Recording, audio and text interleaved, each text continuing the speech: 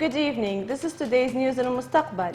The president of HOR, Chancellor Agila Saleh, met the MP, Mr. Abdelhadi Saghir, after his visit to the Moroccan Kingdom as an envoy from Mr. Saleh, where Mr. Saghir briefed Mr. Saleh on the results of the meeting in the Moroccan capital Rabat, particularly the meeting with the president of the Moroccan Parliament, Mr. Habib al-Maliki, and the meeting of the Secretary General of the Arab Maghreb Union, Mr. Tayyib al-Bakkoush.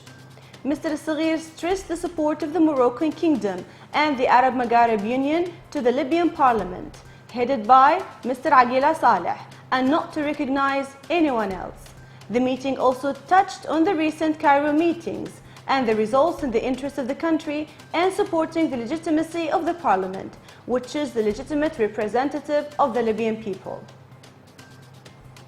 The commander of the Western Region Operations Group of the General Command, Major General Al-Mabrouk Al-Ghazwi, said that the target possession southwest of Misrata was a point of mobilization in which the militias had gathered to in the hours before the strike in preparation for the attack on Al-Jafra airbase, which confirmed that these groups were planning for it. The force that was targeted by aerial bombardment had published photographs of the effects of the shelling of the vehicles assembled at its headquarters, while loyalists of the unconstitutional Presidential Council published a list of the victims of the bombing. Al-Ghazwi added, "We are not surprised that there are terrorists in the counter-terrorism headquarters, which is run by some militias of Misrata to mislead Libyans and the world. But everyone knows that the truth about these alliances."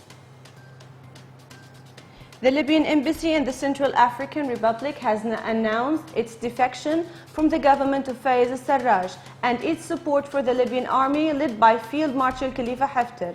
The ambassador Hussein Mohammed, who's in charge of the affairs of the Libyan embassy in the Central African state and member of the Libyan diplomatic mission in the Central African state, declared their complete partiality to the legitimate authorities in Libya, represented by the HOR and the bodies that emanate from it. The mission called on all Libyan missions abroad to fully align with the will of the Libyan people and to take similar steps for the interest of both the nation and the citizens.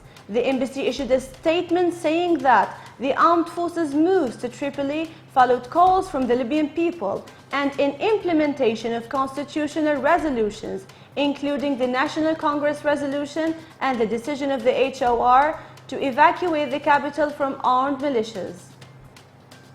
The Interior Minister Chancellor Ibrahim Bouchnef issued strict instructions to the President of the Joint Security Chamber, the Director of Security of Benghazi, Mr. Adel Abdelaziz, to activate the security plan issued by the Minister of Interior, which aims to secure the city to include all the security agencies and military sectors.